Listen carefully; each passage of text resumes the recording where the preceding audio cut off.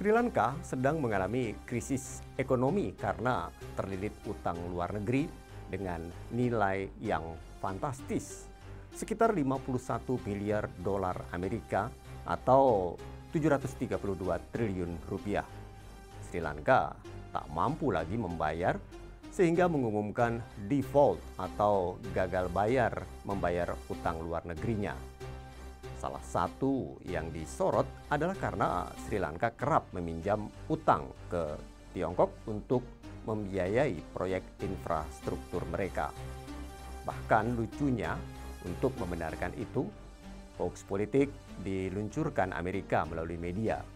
Sebagaimana yang dilaporkan The Times of India pada Kamis 14 April 2022 lalu, pemegang utang terbesar Sri Lanka adalah Tiongkok, yakni sebesar 10%.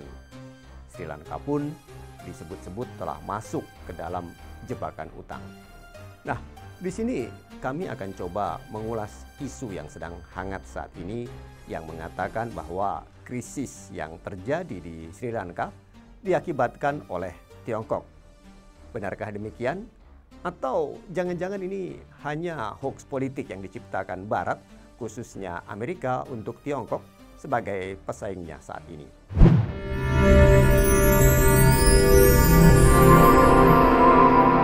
Jurnal Barata.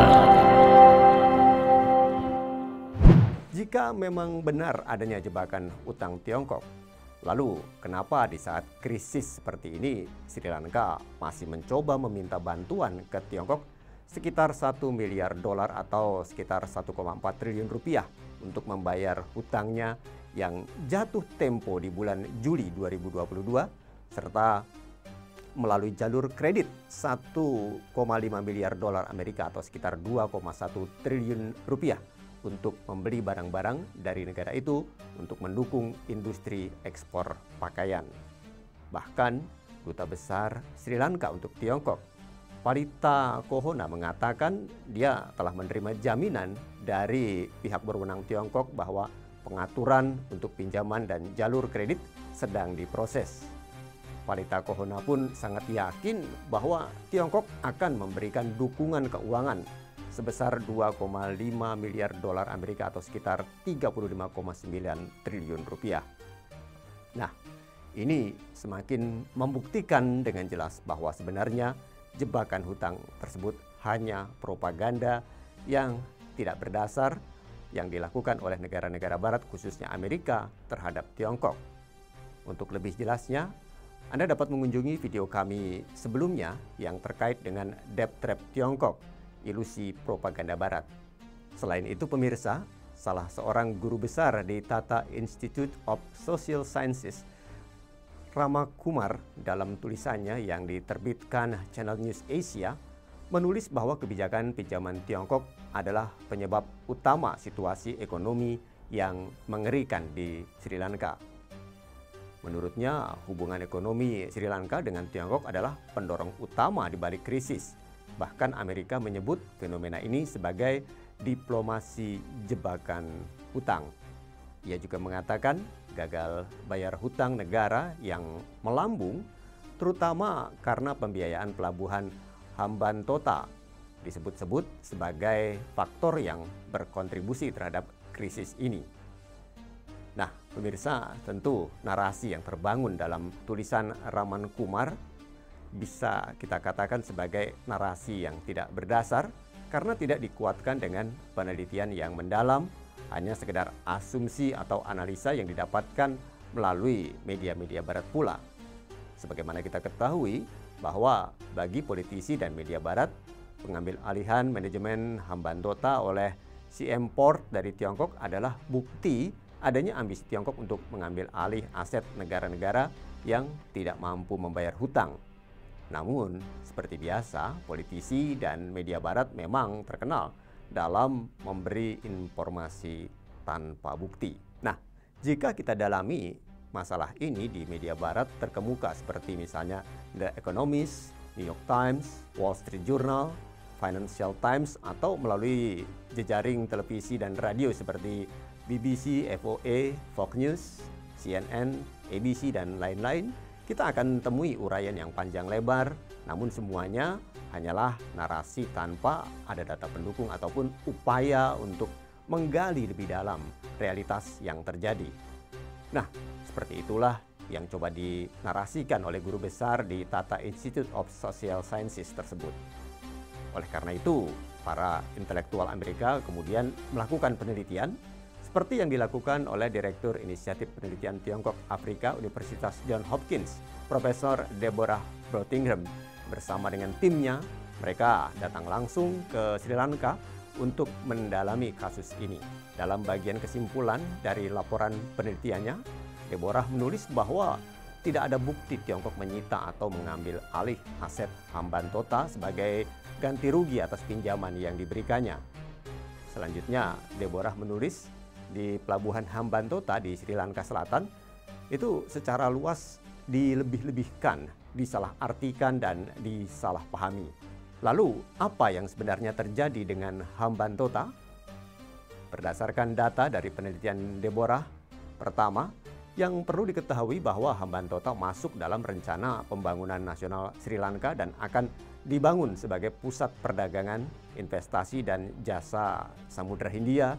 Tahun 2002, perusahaan Prancis Port Autonome de Marseille ditunjuk oleh pemerintah Sri Lanka untuk melakukan studi kelayakan dan hasilnya sangat layak karena lokasinya yang sangat baik, di mana ada sekitar 36.000 kapal yang melewati jalur pelayaran tersebut.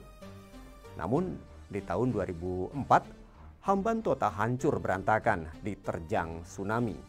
Kemudian pemerintah Sri Lanka menunjuk perusahaan Tiongkok CHEC untuk membangun kembali Hambantota dengan kredit komersial dari China Export-Import Bank sekitar $307 Amerika dengan bunga 2% per tahun.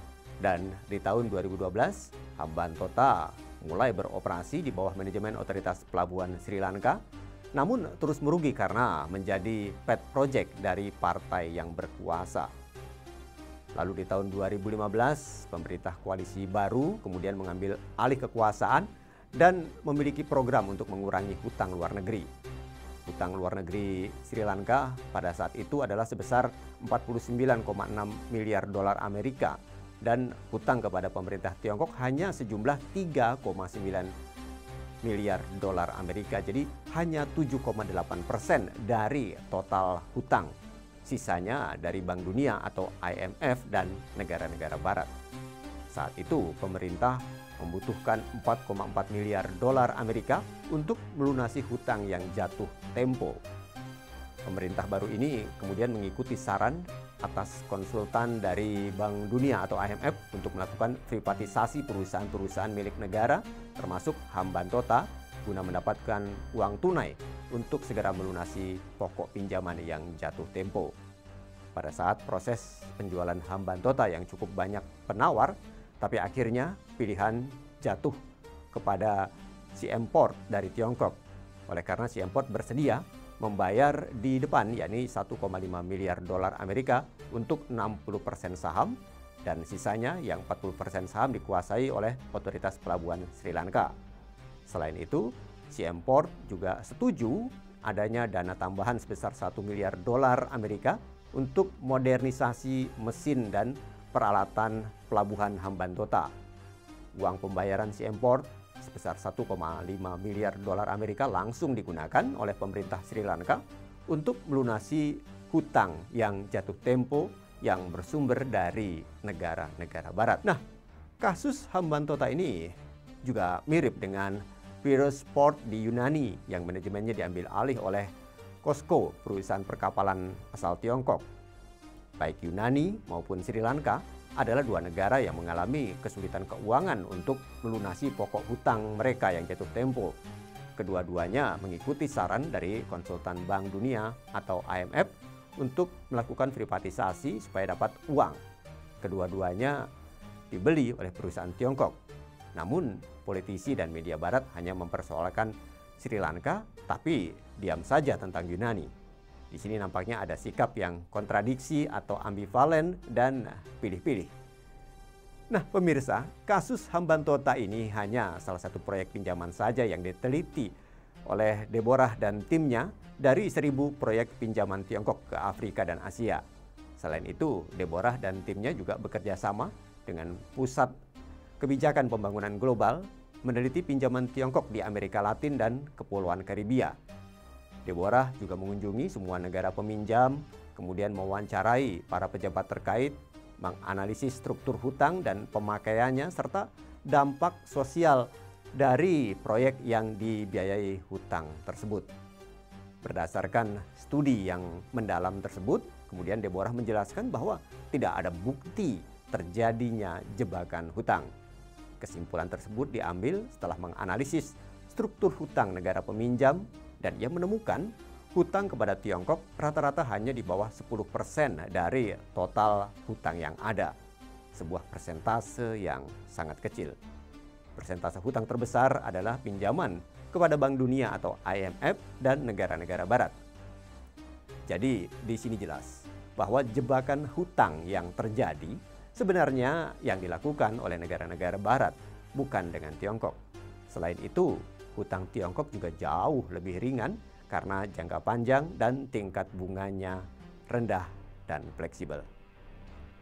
Demikian Jurnal Barata kali ini. Sampai jumpa di Jurnal Barata berikutnya. Terima kasih.